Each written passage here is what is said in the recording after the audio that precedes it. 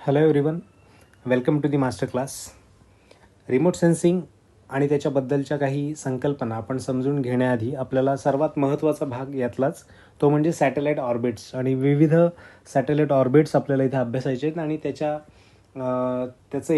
जे काही महत्त्व आहे, त्याचं जे ॲप्लिकेशन आहे आपल्याला या सिलेबसमध्ये, त्याचबरोबर आपल्या एकूणच दैनंदिन जीवनामध्ये देखील काय आहे याच्याबद्दल देखील आपण जाणून घेणार आहोत. सो रिमोट सेन्सिंग याच्याबद्दलची जी लेक्चर सिरीज आहे आपली, त्याच्यातला हा पहिला सेशन आपला असणार आहे आणि ह्या पहिल्या सेशनमध्ये आपण टाईप्स ऑफ सॅटेलाईट ऑर्बिटच्या आपण काय करणार आहोत, प्रकारांचा अभ्यास करणार आहोत. सो ह्या काही उपग्रहांच्या कक्षा आहेत आणि त्या उपग्रहांच्या कक्षा आहे जर आपण पाहिल्या तर पृथ्वीपासून जसं जसं आपल्याला उंच आपण जाऊ त्याप्रमाणे आपल्याला त्या वेगवेगळ्या लेवलवर सेट केलेले जे सॅटेलाईट आहेत त्याच्यानुसार त्यांच्या कक्षा पडतात आणि त्या कक्षा पृथ्वीपासून आपल्याला त्यांचं अंतर मोजण्यामध्ये आणि एकूणच त्यांचं वेगवेगळं जे काही ॲप्लिकेशन्स आहेत त्याच्यानुसार ते सेट केले जातात आणि त्यांचाच अभ्यास आपल्याला आज करायचा आहे. तर कोणकोणते अशा प्रकारच्या कक्षा आहेत किंवा ऑर्बिट्स आहेत यांचा आपण अभ्यास करणार आहोत. जनरली जर आपण पाहिलं तर याच्यामध्ये ऑर्बिटल अल्टिट्यूड म्हणजेच काय की distance from the earth surface, ही एक संकल्पना लक्षात ठेवा की ऑर्बिटल अल्टिट्यूड ही एक संकल्पना म्हणजे काय की जर तुमचं हे अर्थ सरफेस आहे तर अर्थ सरफेसपासून हे जे सॅटेलाईट तुमचं समजा इथे प्लेस केलं असेल तर त्याच्यामधलं जे अंतर असणार आहे किंवा ही जी उंची असणार आहे ह्या उंचीला आपण काय म्हणणार तर ऑर्बिटल अल्टिट्यूड. तर ह्या संकल्पनेनुसार आपण बघणार आहोत की ही जी उंची आहे या उंचीनुसार आपल्याला वेगवेगळ्या उंची इथं पाहायला मिळतील आणि त्याच्यानुसार आपल्याला ऑर्बिटल जे काही आपल्या वेगवेगळ्या कक्षा आहेत त्या आपल्याला पाहायला मिळतील. तर किती प्रकारच्या कक्षा आहेत असा देखील आपल्याला प्रश्न पडू शकतो. तर तुम्हाला स्क्रीनवर ते दिसत असेल की किती प्रकारच्या कक्षा आहेत. एकूण आपण 5 कक्षांचा इथे अभ्यास करणार आहोत, 5 ऑर्बिट्सचा अभ्यास करणार आहोत. पण त्याच्या आधी आपण आणखी याच्याबद्दल थोडीशी माहिती जाणून घेऊ. ती अशी, जो काही आपण असं म्हणू शकतो की ज्यांचं कव्हरेज म्हणजे जर हाईटनुसार आपण काय म्हणू शकतो कव्हरेज वाढू शकतो, त्याचबरोबर त्यांचा स्पीड हा देखील आपल्याला पाहता येईल की कसा कमी जास्त प्लॅनेटभोवती असू शकतो. आता इथे जो प्लेस केलेला समजा एखादा सॅटेलाईट असेल आणि त्याची कॅमेऱ्याची रेंज आपण ही आहे असं म्हणू. जर कॅमेऱ्याची रेंज ही असेल तर ऑब्व्हियस आहे तो कितीपर्यंत एरिया कव्हर करू शकतो आपल्याला माहिती आहे की मॅक्सिमम एरिया कव्हर करू शकतो. जर इथे प्लेस केलेला सॅटेलाईट असेल आणि त्याची कॅमेऱ्याची रेंज पण सेम असेल जर आपण पाहिलं तर तो किती एरिया कव्हर करू शकतो, कमी एरिया कव्हर करू शकतो. म्हणजे जर तुम्हाला जास्त एरिया कव्हर करायचा असेल तर अशा पद्धतीने तुम्हाला या ऑर्बिटमध्ये सॅटेलाईट प्लेस करावा लागेल. त्याचबरोबर तुम्हाला कमी एरिया कव्हर करायचा आहे परंतु ॲक्युरेसी जास्त पाहिजे, इमेज तुम्हाला जास्त क्लिअर हवे आहेत तर तुम्ही काय करू शकता लोअर ऑर्बिटमध्ये देखील प्लेस करू शकता, जेणेकरून तुमचा एरिया कमी असेल परंतु हे डिस्टन्स कमी असल्यामुळे तुम्हाला क्लिअरिटी खूप मिळेल आणि इमेजेस ते तुम्ही संशोधनासाठी किंवा इतर कोणत्याही कामासाठी वापरू शकता. ओके, याच्या तुलनेमध्ये हाय अल्टिट्यूडवर जो आहे त्याच्यामध्ये इमेज क्वालिटी थोडी तुलनेने कमी असेल परंतु हा कव्हरेज एरिया जास्त कव्हर करेल, हे देखील आपल्याला इथे पाहता येईल. सो या सगळ्या गोष्टींमध्ये आपल्याला जायचं आहे आणि त्यातून आपल्याला असं समजून घ्यायचं आहे की कशा पद्धतीने या सगळ्या गोष्टींचा अभ्यास आपण करणार आहोत. ओके, त्याचबरोबर तुम्हाला हाईटचा कन्सेप्ट समजून आला, कव्हरेज किती एरिया कसा कव्हर करेल कोणत्या अल्टिट्यूडमध्ये असल्यानंतर हे देखील तुमच्या लक्षात आलं. त्याचबरोबर त्याच्या जो पिरियड असणार आहे म्हणजे सॅटेलाईटला पूर्ण पृथ्वीभोवती फिरण्यासाठी, समजा ही अर्थ आहे आणि हा एक ऑर्बिट आहे, त्याचबरोबर ही एक ऑर्बिट आहे, असं जर तुम्ही लक्षात घेतलं तर ऑब्व्हियस आहे की ह्या ऑर्बिटमध्ये असणाऱ्या सॅटेलाईटला कमीत कमी वेळ लागेल पृथ्वीभोवती फिरण्यासाठी. त्याचबरोबर या ऑर्बिटमध्ये असणाऱ्या सॅटेलाईटला काय लागेल, जास्त वेळ लागेल पृथ्वीभोवती फिरण्यासाठी. म्हणजे पिरियड पण व्हॅरी करेल म्हणजे आपल्याला काय लक्षात येतं की पिरियडवर फरक पडतो, त्यांच्या कक्षा जशा बदलतात त्याप्रमाणे. त्याचबरोबर कव्हरेज म्हणजे किती एरिया आपण कव्हर करू शकतो ते आपण मगाशी पाहिलं, त्याच्यावर फरक पडू शकतो. तर ह्या 2-3 गोष्टी आहेत, त्याच्यानुसार तुम्हाला तुमचं जसं ॲप्लिकेशन आहे, तुमची जशी रिक्वायरमेंट आहे त्याप्रमाणे तुम्ही काय करू शकता की सॅटेलाईट जो आहे तो वेगवेगळ्या ऑर्बिटमध्ये तुम्ही प्लेस करू शकता. ओके, सो याच्याबद्दलच्या आपल्याला गोष्टी जाणून घ्यायच्या आहेत. तर या उंचीनुसार किंवा अल्टिट्यूडनुसार आपण जर पाहिलं तर आपल्याला किती इथे पाहायला मिळतील प्रकार. इथे आपल्याला 5 प्रकार पाहायला मिळतात एकूण. कोणता पहिला म्हणजे कोणता, लो अर्थ ऑर्बिट. हा लो अर्थ म्हणजे आपल्याला पाहायला मिळेल की जवळपास 160 ते 1,500 किलोमीटरची जी रेंज आहे, म्हणजे अल्टिट्यूडबद्दल आपण बोलतो आहे इथे. ऑर्बिटल अल्टिट्यूड ही संकल्पना आपण समजून घेतली, त्याच्याबद्दलच हे डिस्टन्स आपण बोलतो आहे. त्यानंतर मीडियम अर्थ ऑर्बिट असणार आहे, मीडियम अर्थ ऑर्बिट. त्यानंतर जिओ स्टेशनरी, जिओ सिंक्रोनस आणि geostationary transfer orbit. Okay, तर जिओ स्टेशनरी आणि ट्रान्सफर ऑर्बिट याच्याबद्दलच्या देखील आपण गोष्टी समजून घेणार आहोत. याच्यामध्ये सगळ्यात जास्त महत्त्वाचं जर आपण बघितलं तर आपल्याला वारंवार आयोगाने प्रश्न विचारला देखील आहे आणि त्याच्यावर आपल्याला आणखी पुन्हा एकदा प्रश्न येऊ शकतो अशा पद्धतीचं ऑर्बिट, ते म्हणजे कोणतं? Geostationary. Geostationary orbit त्याच्या नावातच आहे. जिओ स्टेशनरी म्हणजे पृथ्वीला असा, आपल्याला जर पृथ्वीवरून आपण पाहिलं तर अशा प्रकारचे जे उपग्रह आहेत ते आपल्याला स्थिर असलेले भासतात, बरोबर.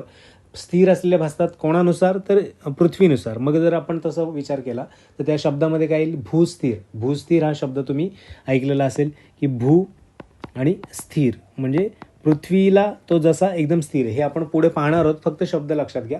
तुम्हाला मी काही ॲनिमेशन पण दाखवणार आहे ज्याच्यातून तुम्हाला ते जास्त क्लिअर होऊ शकतं. तर हा आपल्याला जास्त महत्त्वाचा आणि त्याच्यावर आपल्याला आणखी अभ्यास करायचा. त्याचनंतर आपल्याला इतर महत्त्वाचा तो म्हणजे कोणता? सन सिंक्रोनस. सन सिंक्रोनस कोणता? तर याला पोलर ऑर्बिट असं देखील आपण म्हणतो, बरोबर. पोलर ऑर्बिट ही जास्त पृथ्वीच्या जवळ असते आणि ती पोल टू पोल आपल्याला स्कॅन करत असते.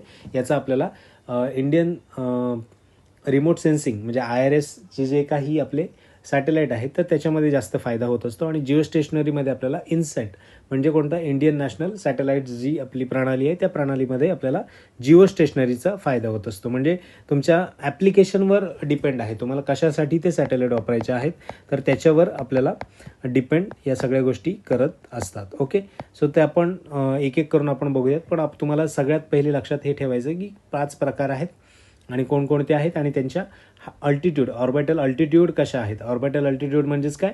डिस्टन्स फ्रॉम अर्थ सरफेस, हे आपण जाणून घेतलेलं आहे.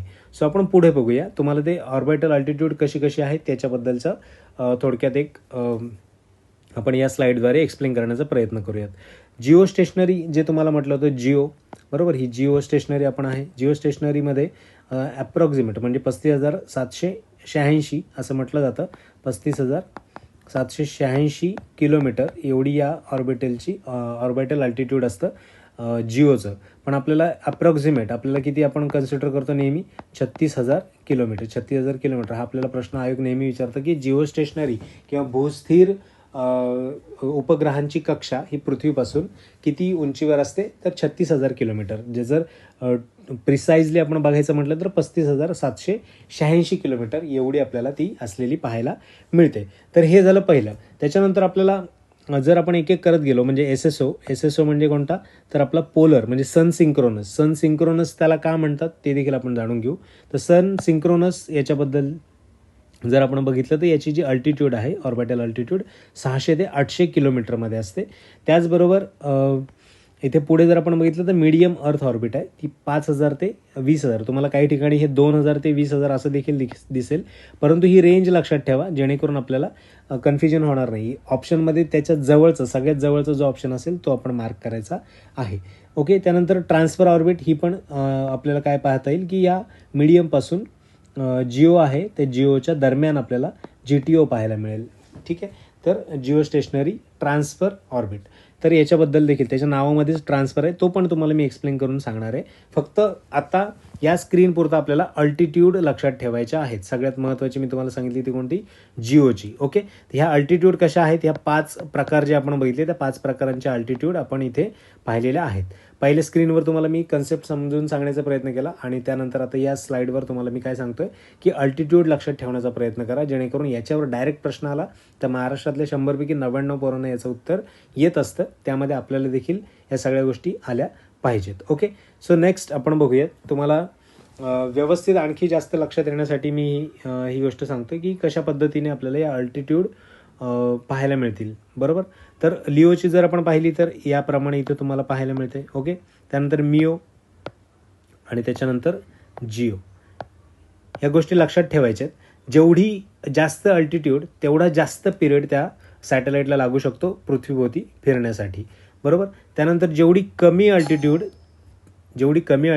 तेवढी आपल्याला काय होऊ शकते? तेवढा कमी वेळ लागू शकतो पृथ्वीभोवती फिरण्यासाठी, बरोबर. म्हणजेच आपल्याला काय होईल की जर दिवसभरातून 3-4 वेळा एखादं लोकेशन स्कॅन करायचं असेल तर आपण कुठे प्लेस करणार, तर कमी अल्टिट्यूड म्हणजे लो अर्थ ऑर्बिट किंवा SSO म्हणजे सन सिंक्रोनस, ज्याला आपण पोलर पण म्हणतो, तर तिथे आपण सेट करू शकतो. परंतु आपल्याला जिओ स्टेशनरी जर आपण बघितलं, याला पृथ्वीवरती फिरण्यासाठी किती वेळ लागतो, तर जो पृथ्वीचा वेळ आहे तेवढाच, म्हणजे जवळपास 23 तास 56 मिनिटं आणि 4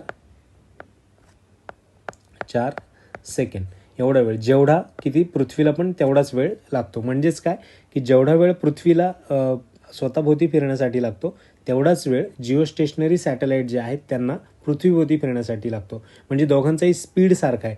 स्पीड सारखा असेल तर आपल्याला काय लक्षात येईल की समजा 2 गाड्या आहेत, समजा असं लक्षात ठेवा, 2 गाड्या आहेत, दोन्ही गाड्यांचं स्पीड काय आहे, सेमच आहे. दोन्ही गाड्यांचं स्पीड आपण म्हणू फॉर एक्झाम्पल 40 km/h. ठीक आहे, दोन्ही गाड्यांचा हा स्पीड आहे, सेम स्पीड. आता यामध्ये बसलेले जे प्रवासी आहेत त्यांना काय वाटेल की जरी ह्या दोन्ही गाड्या 40च्या स्पीडने चालत असल्या तरी पण ह्या प्रवाशांना वाटेल की आपल्या बाजूला असलेला माणूस तर त्याच पोझिशनमध्ये आहे आणि त्याच प्रकारामध्ये आहे, तो त्याला स्थिर भासेल. इकडच्या माणसाला हा स्थिर भासेल, इकडच्या माणसाला हा स्थिर भासेल. त्यामुळे लक्षात येईल की ह्या दोघांचा पण स्पीड सेम असल्यामुळे नेहमीसाठीच हा जेव्हा खिडकीच्या बाहेर बघेल तेव्हा त्याला या गाडीमध्ये बसलेला माणूस तिथेच दिसेल. म्हणजेच काय की त्या गाड्यांचे स्पीड सारखे असल्यामुळे तिथली जी पोझिशन आहे ती सारखीच भासेल. सेम आपल्याला काय पाहायला मिळेल की जिओ स्टेशनरी याचा जो स्पीड आहे तो सारखा असल्यामुळे आपल्याला तो नेहमीच, समजा भारतावर सेट केला तर तो भारतावरच आपल्याला नेहमीसाठी दिसत राहील. का? कारण त्यांचा स्पीड सारखा आहे. एवढं लक्षात फक्त या कन्सेप्टमध्ये लक्षात घ्यायचं आहे की कशा पद्धतीने स्पीड सारखा आहे. कारण तिथे आपल्याला त्याला प्लेस केलेला आहे, किती हाईटवर प्लेस केलेला आहे जिओला आपण, किती 36,000 ॲप्रॉक्सिमेट किलोमीटर एवढ्या हाईटवर. ओके, आणि त्याचा आपण काय बघितलं, त्याला पृथ्वीवरती फिरण्यासाठी किती वेळ लागतो, एवढा वेळ लागतो. म्हणजेच ॲप्रॉक्सिमेट 24 तास एवढे लागतात. ओके, आणि तेवढाच वेळ पृथ्वीला देखील स्वतःभोवती फिरण्यासाठी लागतो. म्हणून ते आपल्याला जिओ स्टेशनरी वाटतात, भूस्थिर या अवस्थेमध्ये आपल्याला वाटत असतात. ओके, नेक्स्ट आपण बघूयात.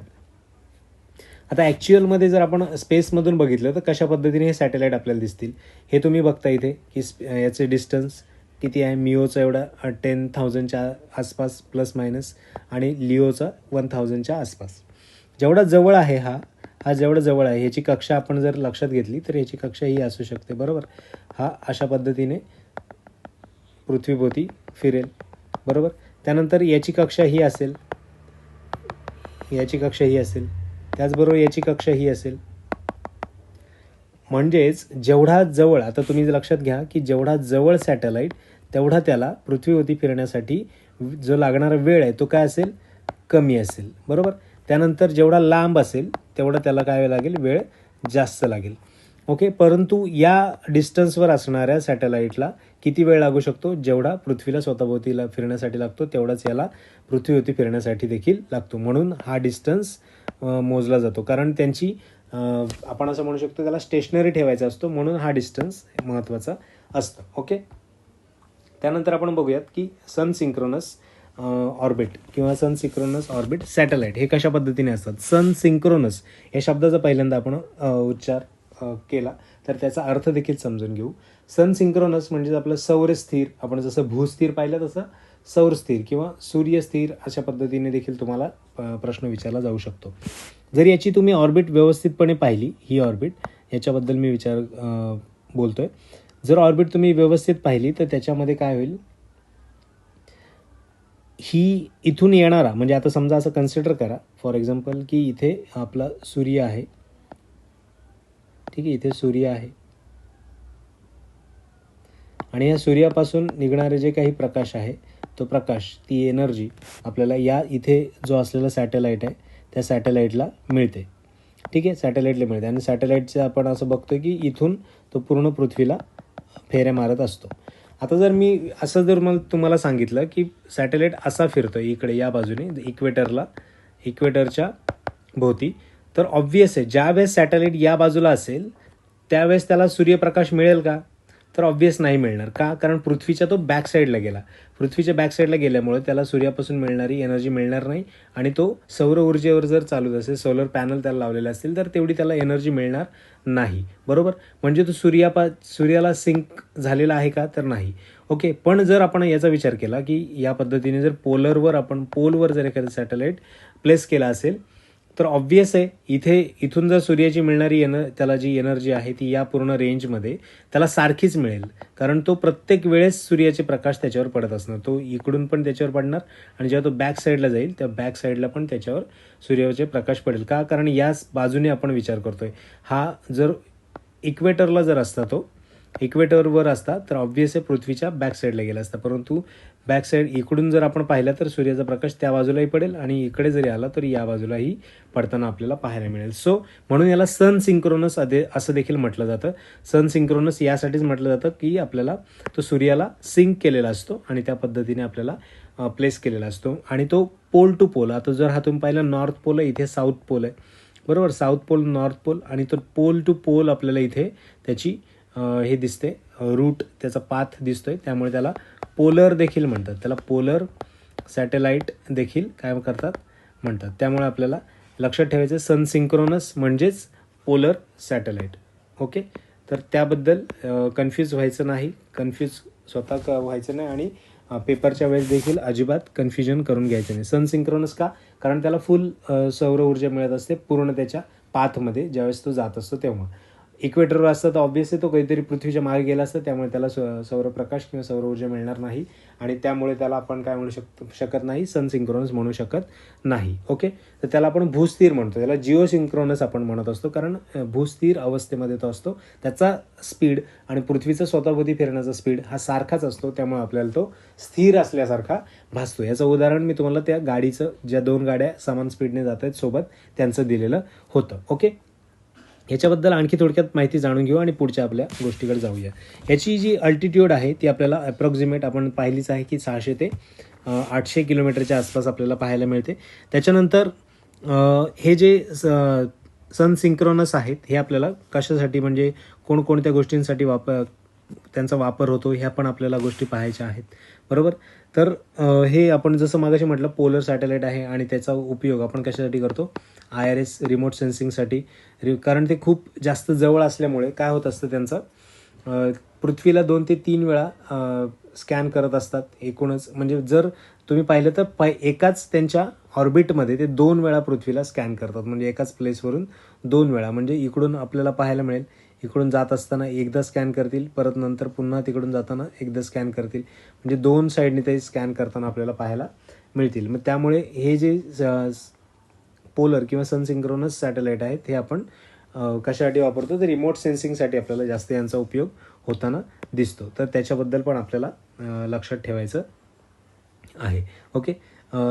सन सिंक्रोनस जे काही हिस्टॉरिकल सॅटेलाईट इमेजेस आणि suited for the change detection, म्हणजे तुम्हाला काही चेंज पाहायचं असेल, जसं की निर्वनीकरण झालं आहे, तर त्याच्याबद्दलची तुम्हाला माहिती पाहिजे. आधी किती फॉरेस्ट होतं, नंतर किती फॉरेस्ट आहे, याच्यामधला डिफरन्स आपल्याला कळून येतं. बरोबर? नंतर वाईल्ड फायर्स याच्याबद्दल, सायक्लॉन याच्याबद्दलची माहिती किंवा इतर सगळ्या गोष्टी ज्या आपल्याला रिमोट सेन्सिंगमध्ये आवश्यक आहेत त्या सगळ्या देण्याचा प्रयत्न ह्या सॅटेलाईटद्वारा आपल्याला करता येतं आणि ती माहिती मिळवता येते आणि त्याच्या दृष्टीने प्रोसेस करून त्याच्यावर काम देखील करता येतं. ओके. जर आपल्याला व्यवस्थितपणे समजून घ्यायचं असेल की हे सॅटेलाईट नक्की कसे फिरत आहेत, तर हे ॲनिमेशन एकदा फक्त 2 सेकंद बघा, तुम्हाला ते लक्षात येईल की कशा पद्धतीने स्कॅन करत असतात. आणि त्यांचा स्पीड जास्त असतो. का? कारण त्यांचं ऑर्बिटल अल्टिट्यूड आहे ती किती असते, 600 ते 800, म्हणजे पृथ्वीच्या ते जवळ असतात.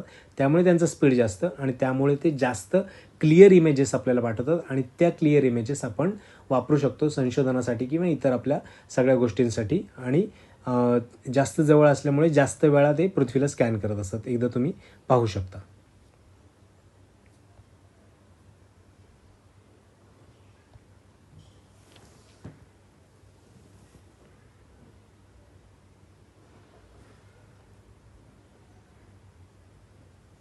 ओके. तर अशा पद्धतीने सॅटेलाईट पोल टू पोल फिरताना आपल्याला इथे स्कॅन करताना दिसतं आणि पहिल्यांदा या बाजूने आणि नंतर मग बॅक साईडने देखील तो काय करत असतो, स्कॅन करत असतो. आणि जर तुम्ही विचार केला, इथे समजा सूर्य असेल, सन आपण त्याला म्हणू सूर्य, आणि सूर्याचं जे प्रकाश आहे त्याला वारंवार मिळत राहतं. का?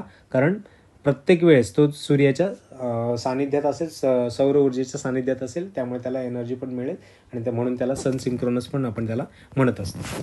त्यानंतर लो अर्थ ऑर्बिट, ज्याला लिओ आपण असं म्हणतो, त्याची अल्टिट्यूड हाईट आहे आपले 160 ते 1,500 किलोमीटरच्या आसपास, ती आपण पाहिली. आणि त्याच्यानंतर याचा जो शॉर्ट ऑर्बिटल पिरियड आहे बिटवीन 90 to 120 मिनिट्स, म्हणजे त्याला ऑर्बिट पूर्ण करण्यासाठी 90 ते 120 मिनटं लागतात. का? कारण डिस्टन्स कमी असल्यामुळे त्याला टाईम कमी लागेल पृथ्वीच्या भोवती फिरण्यासाठी.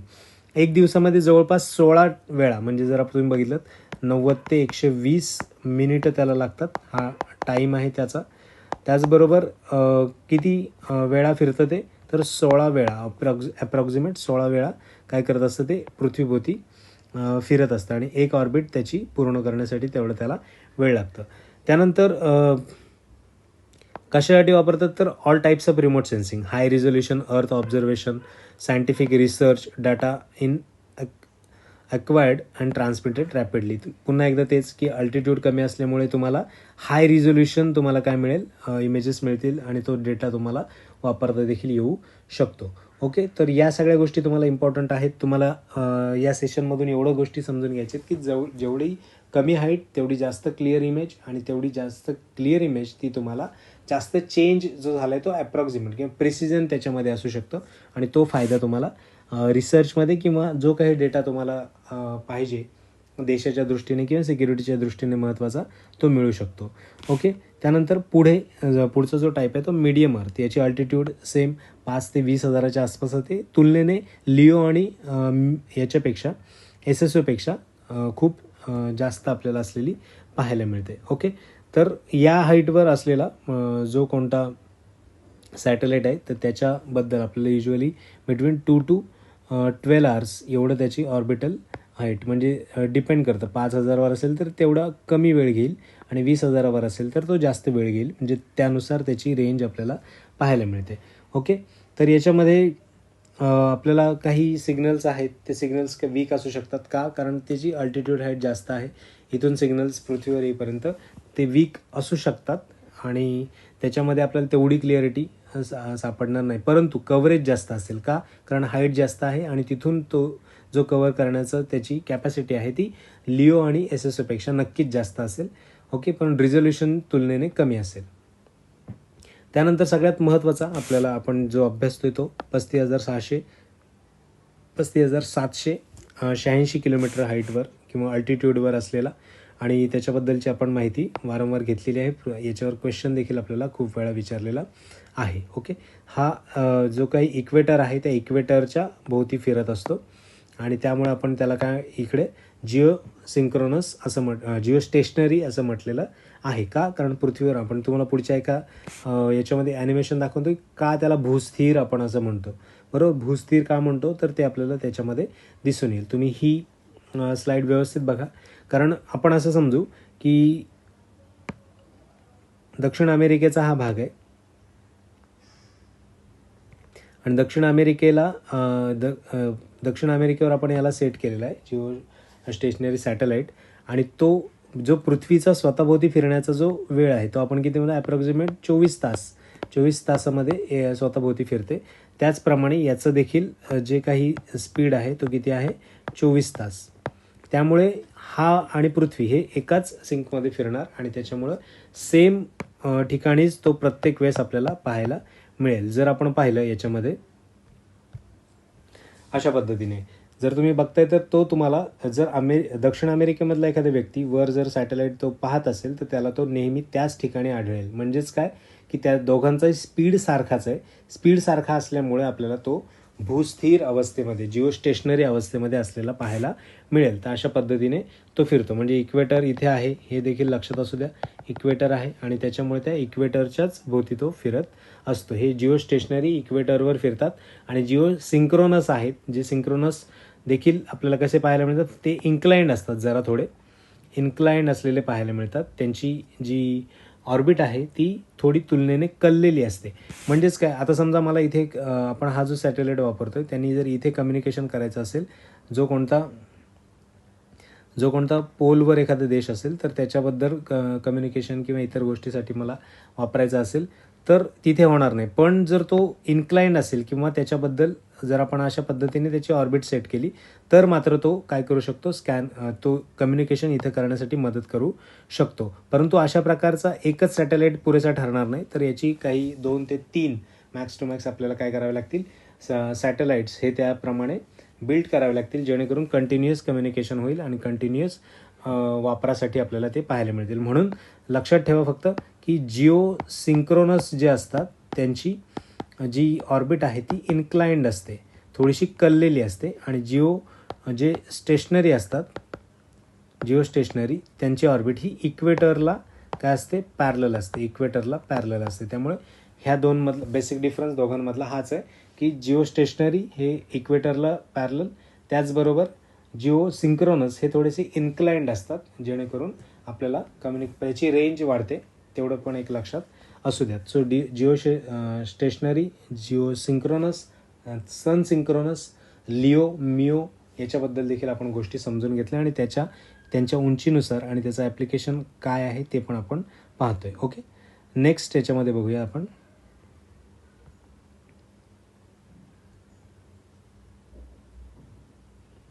नेक्स्ट सॅटेलाईट जो आहे, जी ऑर्बिट आहे ती आहे GTO म्हणजे काय की जिओ स्टेशनरी ट्रान्सफर ऑर्बिट. आता ही ट्रान्सफर ऑर्बिट म्हणजे काय की एखाद्या ऑर्बिटमध्ये ऑलरेडी सॅटेलाईट आहे, इथे तुम्ही जर बघू शकता येलो कलरची जी सॅटेलाईट ऑर्बिट आहे ही येलो कलरच्या सॅटेलाईट ऑर्बिट.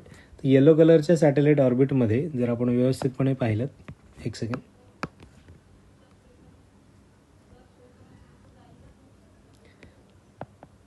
तर यामध्ये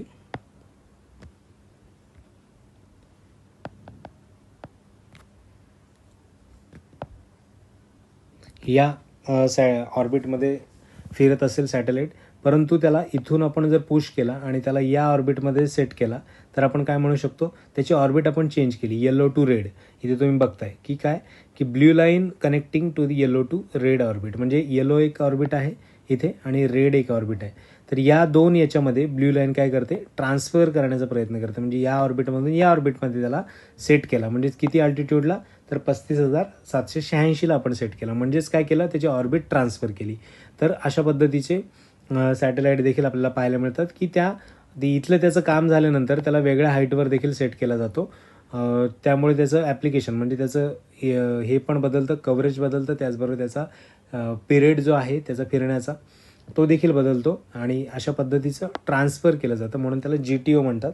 जर पेपरमध्ये आलं तर लक्षात ठेवा की याची ऑर्बिट चेंज केली जाते. इतर कोणाची जे आपण सॅटेलाईटचे प्रकार बघितले किंवा ऑर्बिट बघितला त्याच्यामध्ये चेंज केलं जात नाही, ते त्यांना प्लेस केलं जातं. विशिष्ट प्री डिटरमाइंड एक त्यांचं गोल असतं आणि त्या गोलनुसार त्यांना त्या ऑर्बिटमध्ये सेट केलं जातं. परंतु ट्रान्सफरमध्ये काय होतं की आपल्याला एका ऑर्बिटमधून दुसऱ्या ऑर्बिटमध्ये देखील आपण काय करू शकतो, ट्रान्सफर करू शकतो. त्यामुळे ती अल्टिट्यूड जी आहे ती आपल्याला लक्षात ठेवायची, नवीन ट्रान्सफर आपण जी करतो ती. कारण इथे तो फिरत असताना त्याला पुन्हा एकदा पुश केलं जातं आणि नंतर दुसऱ्या ऑर्बिटमध्ये सेट केलं जातं. तर ही एक ऑर्बिटचा प्रकार GTO हे लक्षात असू द्या. तर हे कशासाठी आपण अभ्यास करत असतो, या सॅटेलाईट आणि या सगळ्या गोष्टींचा फंक्शनिंग काय किंवा कोणत्या गोष्टींमध्ये आपल्याला त्याचा जास्त फायदा होत असेल, तर कोणतं सायंटिफिक पर्पज असेल किंवा काही अर्थ ऑब्झर्वेशन्स असतील, त्यानंतर मेट्रोलॉजिकल काही स्टडीज असतील, नेव्हिगेशन्सच्या संदर्भामध्ये काही गोष्टी असतील, तर त्याचा देखील आपल्याला फायदा होत असतो. म्हणजे कम्युनिकेशन, अर्थ ऑब्झर्वेशन, नेव्हिगेशन आणि ॲस्ट्रॉनॉमिकल, तर ह्या बाबी ज्या आहेत ना त्या देखील आपल्याला इम्पॉर्टंट ठरतात. आणि ह्या वेगवेगळ्या प्रकारांचा उपयोग आपण त्या वेगवेगळ्या कारणासाठी करत असतो. म्हणजे जसं की तुम्हाला IRS इंडियन रिमोट सेन्सिंगच्या बाबतीमध्ये असेल, इन्सॅट आपलं बरोबर इंडियन नॅशनल सॅटेलाईट त्याच्या बाबतीमध्ये असेल, तर हे वेगवेगळ्या प्रकारासाठी किंवा वेगवेगळ्या कारणासाठी आपल्याला वेगवेगळे सॅटेलाईट वापरू शकतो. इन्सॅट जे आहे हे बहुउद्देशीय आहे, हे लक्षात ठेवा की बहुउद्देशीय म्हणजे वेगवेगळ्या आपण काय करू शकतो, कारणासाठी इन्सॅट वापरू शकतो. पण रिमोट सेन्सिंग IRS जे आहे ते आपल्याला रिमोट सेन्सिंगसाठीच आपण ते वापरत असतो. त्यामुळे त्याचं वेगवेगळं महत्त्व आहे प्रत्येकाचं. ओके, तर हे इन्सॅट, IRS याच्याबद्दलची माहिती आपण आणखी पुढच्या सेशन्समध्ये घेऊच त्याच्याबद्दल, आणि ते विशेषतः कोणकोणते सॅटेलाईट आहेत आणि अलीकडे आपण डेव्हलपमेंट काय आहे याच्यामध्ये हे देखील आपण जाणून घेण्याचा प्रयत्न करणार आहोत. ओके, सो ह्या सॅटेलाईटचे आपल्याला प्रकार आणि त्याच्याबद्दलची माहिती आपण वेगवेगळ्या स्लाईड्समधून आणि वेगवेगळ्या ॲनिमेशन्समधून मी देण्याचा प्रयत्न केला. सो आपल्याला आणखी काही या पद्धतीचे सेशन्स आपण पुढे घ्यायचे असतील तर त्या पद्धतीचं फीडबॅक मला तुम्ही कमेंट बॉक्समध्ये नक्की कळवा की कशा पद्धतीने आपल्याला प्रोसीड करता येईल. आणि एकूणच हा जो रिमोट सेन्सिंगसारखा क्लिष्ट टॉपिक आहे ज्याच्यावर आयोग प्रश्न विचारत असतं, ते प्रत्येक प्रश्नाचं देखील आपण एक्सप्लेनेशन, आणि जेणेकरून येणाऱ्या परीक्षांमध्ये कोणत्या संभाव्य प्रश्नांवर आपल्याला काम करायचं आहे ते देखील आपल्याला जास्त महत्त्वाचं ठरणार आहे. सो आजच्या या सेशनमध्ये एवढंच. जेवढं तुम्ही मी सांगण्याचा प्रयत्न केला तेवढं लक्षात ठेवा. ज्या काही ऑर्बिटची नावं आहेत ती ऑर्बिटची नावं, त्याचबरोबर त्यांची जी काही ऑर्बिटल अल्टिट्यूड आहे ती अल्टिट्यूड लक्षात ठेवण्याचा प्रयत्न करा. किती किलोमीटर कोणकोणतं आहे. बेसिक स्टेशनरी आणि सिंक्रोनस याच्यामध्ये काय फरक आहे, सन सिंक्रोनस म्हणजे काय, त्यानंतर पोलर जो आहे तो कसा फिरतो, तो किती स्कॅन करत असतो पृथ्वीला, डिस्टन्स बदललं की कसा पिरियड बदलतो, आणि नंतर जसं डिस्टन्स बदललं की कव्हरेज बदलतं, त्याचबरोबर त्यांची इमेज रिझोल्युशन्स आहेत ती देखील बदलत असतात. तर अशा पद्धतीने जशी जशी रिक्वायरमेंट असेल त्याप्रमाणे सॅटेलाईट एका विशिष्ट ऑर्बिटमध्ये सेट केला जातो आणि आपला उद्देश साध्य केला जातो. तर हा पूर्ण रिमोट सेन्सिंगचा बेसिक पार्ट आहे. आणि त्याच्यानंतर रिमोट सेन्सिंग ॲक्च्युअल प्रोसेस कशी होते, त्याच्यामध्ये कोणकोणते घटक समाविष्ट असतात याच्याबद्दलचा आपण पुढच्या सेशनमध्ये पाहूयात. ओके, सो आपल्या या यूट्यूब चॅनलला तुम्ही लाईक करा, शेअर करा आणि सबस्क्राईब करायला नक्की विसरू नका. आणि अशा प्रकारच्या व्हिडिओजसाठी कनेक्टेड राहा. Okay, thank you.